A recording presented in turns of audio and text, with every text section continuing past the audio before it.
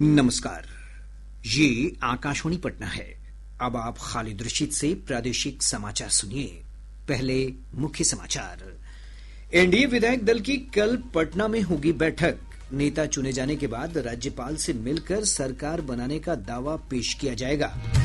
भाजपा ने कल होने वाली विधायक दल की बैठक के लिए उत्तर प्रदेश के उप मुख्यमंत्री केशव प्रसाद मौर्य को बनाया पर्यवेक्षक, 2 सह पर्यवेक्षक भी नियुक्त किए। विधानसभा अध्यक्ष, उप मुख्यमंत्री और मंत्रियों के चयन को लेकर पटना से दिल्ली तक बातचीत का दौर जारी। और राजनीतिक गतिविधियों के बीच केंद्रीय गृह मंत्री अमित शाह कल आ रहे हैं पटना। अब समाचार विस्तार से। एनडीए विधायक दल की कल पटना में बैठक होगी। बैठक में राजग के सभी 5 दल भाजपा, जदयू, लोक जनशक्ति पार्टी रामविलास, हिंदुस्तानी अवाम मोर्चा और राष्ट्रीय लोक मोर्चा के नवनिर्वाचित विधायक भाग लेंगे। इस दौरान एनडीए गठबंधन विधायक दल का नेता चुना जाएगा। इसके बाद राज्यपाल के समक्ष सरकार बनाने का दावा पेश किया जाएगा। इधर इससे पहले एनडीए के प्रमुख घटक दल भारतीय जनता पार्टी के विधायक दल की बैठक कल पटना में प्रदेश कार्यालय में होगी, जहां पार्टी के नवनिर्वाचित विधायक दल के नेता का चुनाव किया जाएगा। चुनाव को लेकर पार्टी की केंद्रीय इकाई ने वरिष्ठ नेता और उत्तर प्रदेश के उप मुख्यमंत्री केशव प्रसाद मौर्य को पर्यवेक्षक बनाया है।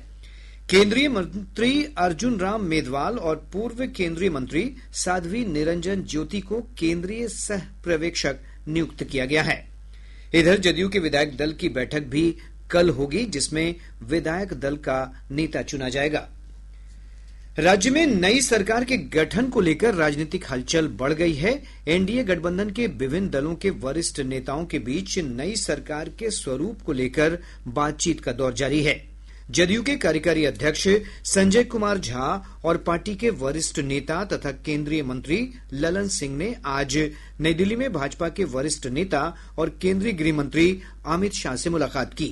बातचीत के दौरान 20 नवंबर को मुख्यमंत्री के साथ शपथ लेने वाले मंत्री और विधानसभा अध्यक्ष के नामों पर भी विचार विमर्श किया गया।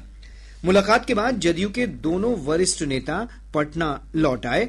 दोनों ने मुख्यमंत्री नीतीश कुमार से मिलकर मुलाकात के दौरान हुई बातचीत की जानकारी साझा की है। इधर केंद्रीय गृह मंत्री अमित शाह कल पटना पहुंच रहे हैं। श्री शाह मंत्रिमंडल गठन को लेकर पार्टी के वरिष्ठ पदाधिकारियों और नेताओं के साथ विचार विमर्श करेंगे। केंद्रीय गृह मंत्री गठबंधन के अन्य दलों के वरिष्ठ नेताओं के साथ भी बातचीत कर सकते हैं। इधर 20 नवंबर को होने वाले शपथ ग्रहण समारोह को देखते हुए पटना के गांधी मैदान में तैयारियों को अंतिम रूप दिया जा रहा है। मुख्यमंत्री नीतीश कुमार आज गांधी मैदान पहुंचे और तैयारियों का जायजा लिया। इससे पहले मुख्य सचिव प्रत्यय अमृत और पुलिस महानिदेशक विनय कुमार ने गांधी मैदान में तैयारियों की समीक्षा की। इधर प्रशासन ने विधि व्यवस्था बनाए रखने के लिए बड़ी संख्या में पदाधिकारियों की प्रतिनियुक्ति की है। शपथ ग्रहण समारोह में प्रधानमंत्री नरेंद्र मोदी और एनडीए शासित कई प्रदेशों के मुख्यमंत्री भी शामिल होंगे। इसे देखते हुए एसपीजी ने गांधी मैदान की सुरक्षा की कमान संभाल ली है। पटना जिला प्रशासन ने 20 नवंबर तक गांधी मैदान को आम लोगों के लिए बंद कर दिया है।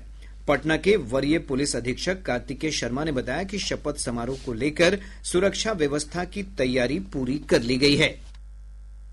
जो इसमें प्रस्तावित कार्यक्रम है, उसकी सुरक्षा की सारी तैयारियां कर ली गई है। इसमें हम लोग कोशिश करेंगे कि आम जनता को कम से कम परेशानी हो, किसी को कोई असुविधा नहीं हो और कार्यक्रम भी सुरक्षित माहौल में बड़ा आसान से हो जाए। और इसमें जो भी आवश्यकताएं होंगी पहले से ही पब्लिक को इन्फॉर्म कर दिया जाएगा ताकि किसी को कोई असुविधा ना हो। भाजपा के वरिष्ठ नेता और पटना साहिब से सांसद रविशंकर प्रसाद ने कहा है कि राज्य की जनता ने एनडीए को ऐतिहासिक जनादेश दिया है। पटना में संवाददाताओं से बातचीत करते हुए उन्होंने कहा कि लोगों ने जातीय समीकरणों से बाहर निकलते हुए राज्य के विकास के लिए वोट किया है। ये परम सौभाग्य बिहार की जनता का अभिनंदन। मैंने तो बोला ही था, दिल्ली से पटना में भी बोला था, ये जीत ऐतिहासिक है। जो लोग कहते थे कि बिहार जातियों में बटा हुआ है, उस बिहार ने जाति से आगे जाकर दिखाया है कि बिहार क्या है। ये विकास की जीत है। नीतीश जी पर विश्वास, नरेंद्र मोदी जी पर विश्वास, तो डबल इंजन किस प्रकार से आगे बढ़ रहा है, बिहार को बढ़ाएगा, ये देखा है। जन स्वराज पार्टी के सूत्रधार प्रशांत किशोर ने कहा है कि विधानसभा चुनाव में पार्टी को मिली करारी हार की जिम्मेदारी वे स्वयं लेते हैं। पटना में संवाददाताओं से बातचीत करते हुए श्री किशोर ने कहा कि नई सरकार से उनकी अपेक्षा है कि वो बिहार के लोगों से किए गए वायदे को पूरा करे। तो हम लोगों से जरूर कुछ गलती हुई होगी, हम लोग के प्रयास में, हम लोग के सोच में, हम लोग के बताने के तरीके में जरूर कुछ गलती रही होगी कि जनता ने हम लोग को नहीं चुना है, जनता ने हम लोग पर वो विश्वास नहीं दिखाया। तो उसकी जिम्मेवारी जो है वो पूर्णतः मेरी है, प्रशांत किशोर की है, और वो जिम्मेवारी मैं 100% अपने ऊपर लेता हूं। जदयू के वरिष्ठ नेता और राज्य सरकार के मंत्री अशोक चौधरी ने कहा कि प्रशांत किशोर हार से हताश हैं। श्री चौधरी ने कहा कि एनडीए गठबंधन की सरकार बिहार के विकास के लिए प्रतिबद्ध है और वायदे को पूरा करने के लिए किसी की नसीहत की जरूरत नहीं है। सरकार ने कहा है कि जो लोग रोजगार में रुचि दिखाएंगे, जिनको रोजगार करने में सक्षम हो पाएंगे, स्वरोजगार योजना के उसको 2 लाख तक हम सरकारी मदद पहुंचाएं। कितने लोग उसमें अप्लाई करते हैं, अभी तो पूरा फर्स्ट फेज का ही खत्म नहीं हुआ, होगा ही सबको। राज्यपाल आरिफ मोहम्मद खान ने शांतिपूर्ण और निष्पक्ष विधानसभा चुनाव संपन्न कराने के लिए चुनाव आयोग के साथ ही आम मतदाताओं की प्रशंसा की है। पटना में मौलाना आजाद कॉलेज के स्थापना दिवस समारोह में शामिल होने के बाद संवाददाताओं से बातचीत करते हुए राज्यपाल ने कहा कि लोगों का लोकतंत्र में विश्वास और मजबूत हुआ है। इतनी बड़ी प्रक्रिया सब शांतिपूर्वक ढंग से हुआ और पूरी स्टेट में एक जगह भी कहीं ये शिकायत नहीं आई जिसके नतीजे में रीपोल कराना पड़े। तो मुझे बहुत खुशी है इस बात की कि लोकतंत्र कितना हमारे लोगों के लिए, एक तो लोकतंत्र में उनकी आशाएं, मैं कमजोर हूं, मैं लोकतंत्र को माध्यम देख रहा हूं अपनी हालत को बेहतर करने का, और मेरा उसमें कितना विश्वास है। प्रादेशिक समाचार आप आकाशवाणी पटना से सुन रहे हैं। ताजा समाचारों के लिए आप हमारे एक्स हैंडल AIR_News पटना पर जा सकते हैं। और अभी सूचना मिल रही है कि बिहार लोक सेवा आयोग ने 71वीं संयुक्त प्रारंभिक परीक्षा का परिणाम जारी कर दिया है। परीक्षा में 13,368 उम्मीदवार सफल रहे हैं। इसके अलावा वित्तीय प्रशासनिक अधिकारी के पद के लिए 893 अभ्यर्थी कामयाब हुए हैं। अभ्यर्थी परिणाम आयोग की वेबसाइट bpsc.bihar.gov.in पर देख सकते हैं। प्रदेश कांग्रेस अनुशासन समिति ने हाल में संपन्न विधानसभा चुनाव के दौरान पार्टी विरोधी गतिविधियों में शामिल होने के आरोप में 43 नेताओं को कारण बताओ नोटिस जारी किया है। नोटिस में कहा गया है कि पार्टी लाइन से हटकर इन नेताओं के बयान से पार्टी की छवि, प्रतिष्ठा और चुनावी प्रदर्शन पर प्रतिकूल असर पड़ा है। इस सूची में पूर्व मंत्री अफाक आलम, पूर्व प्रवक्ता आनंद माधव, पूर्व मंत्री वीणा शाही, पूर्व विधायक गजानंद शाही उर्फ मुन्ना शाही, पूर्व विधायक सुधीर कुमार उर्फ बंटी चौधरी, पूर्व विधान पार्षद डॉक्टर अजय कुमार सिंह समेत अन्य के नाम शामिल हैं। 21 नवंबर तक इन सभी से नोटिस का जवाब देने को कहा गया है। भाजपा के वरिष्ठ नेता और दानापुर विधानसभा क्षेत्र से नवनिर्वाचित विधायक रामकृपाल यादव ने कहा है कि करारी हार से राजद परिवार में खलबली है। पटना में संवाददाताओं से बातचीत करते हुए श्री यादव ने कहा कि तेजस्वी प्रसाद यादव नेता प्रतिपक्ष बनने के लायक नहीं हैं। तेजस्वी यादव को इतना वोट आ गया कि नेता प्रतिपक्ष बन गया है, बच गए, जनता रिजेक्ट कर दिया। जो माँ बहन की बात करता है, योजना की बात क्या ना, अपनी बहन को जो न्याय नहीं दे सकता है, अपने परिवार को नहीं संभाल सकता है, वो प्यार को क्या समझे।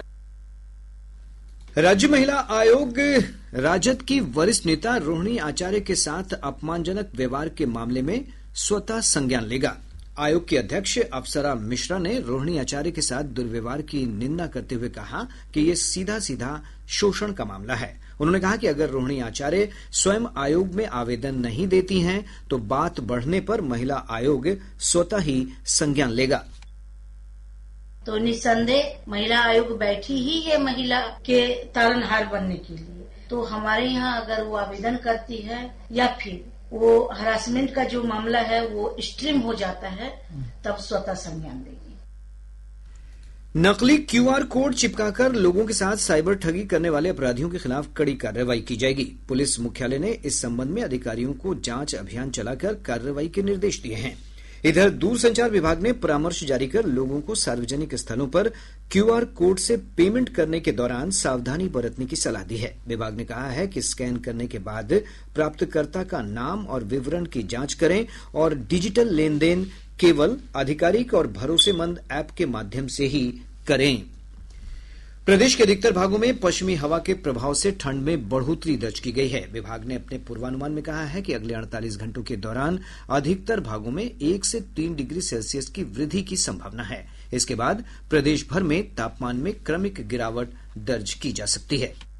अगले 3 से 4 दिनों के दौरान राज्य के अधिकांश भागों के अधिकतम तापमान में कोई विशेष परिवर्तन नहीं होने की संभावना है। अगले 48 घंटों के दौरान राज्य के अधिकांश भागों के न्यूनतम तापमान में कोई विशेष परिवर्तन नहीं होने की संभावना है। तत्पश्चात न्यूनतम तापमान में 1 से 3 डिग्री सेल्सियस वृद्धि होने की संभावना है। पिछले 24 घंटों के दौरान औरंगाबाद राज्य का सबसे ठंडा स्थान रहा, जहां का न्यूनतम तापमान 10.7 डिग्री सेल्सियस दर्ज किया गया। अररिया की एक स्थानीय अदालत ने शराब बरामदगी के मामले में दोषी एक व्यक्ति को 10 साल कारावास की सजा सुनाई है। न्यायालय ने 5 लाख रुपए का जुर्माना भी लगाया है। नवादा जिले के पुलिस अधीक्षक कार्यालय समेत सभी थानों में नशा मुक्ति दिवस के अवसर पर शपथ समारोह का आयोजन किया गया। पुलिसकर्मियों ने नशा मुक्ति की शपथ ली। बक्सर जिले के औद्योगिक थाना क्षेत्र अंतर्गत कतकौली के पास पटना बक्सर राष्ट्रीय उच्च पथ संख्या 922 पर सड़क हादसे में एक ट्रक चालक की मौत हो गई, जबकि ट्रक का खलासी गंभीर रूप से घायल हो गया। सुपौल के लहटन चौधरी सभागार में नशा मुक्त समाज बनाने के लिए शपथ ग्रहण कार्यक्रम आयोजित किया गया। उप विकास आयुक्त की अध्यक्षता में उपस्थित अधिकारियों और कर्मियों ने नशा मुक्ति का संकल्प लिया। इधर रोहतास समाहरणालय में भी सामूहिक शपथ का आयोजन किया गया। सीतामढ़ी जिला प्रशासन ने रात 10 बजे के बाद डीजे बजाने पर रोक लगा दी है। जिला पदाधिकारी रिची पांडे ने इस संबंध में अपने आदेश में कहा है कि देर रात तेज ध्वनि से आम लोगों की शांति भंग होती है और बुजुर्गों, बच्चों और रोगियों पर प्रतिकूल प्रभाव पड़ता है। और अब अंत में मुख्य समाचार एक बार फिर। एनडीए विधायक दल की कल पटना में होगी बैठक। नेता चुने जाने के बाद राज्यपाल से मिलकर सरकार बनाने का दावा पेश किया जाएगा। भाजपा ने कल होने वाली विधायक दल की बैठक के लिए उत्तर प्रदेश के उप मुख्यमंत्री केशव प्रसाद मौर्य को बनाया पर्यवेक्षक, 2 सह पर्यवेक्षक भी नियुक्त किए। विधानसभा अध्यक्ष, उप मुख्यमंत्री और मंत्रियों के चयन को लेकर पटना से दिल्ली तक बातचीत का दौर जारी। और राजनीतिक गतिविधियों के बीच केंद्रीय गृह मंत्री अमित शाह कल आ रहे हैं पटना। इसके साथ ही आकाशवाणी पटना से प्रसारित प्रादेशिक समाचार का ये अंक समाप्त हुआ। आकाशवाणी पटना से अगला समाचार बुलेटिन प्रातः 8:48 से प्रसारित किया जाएगा। नमस्कार।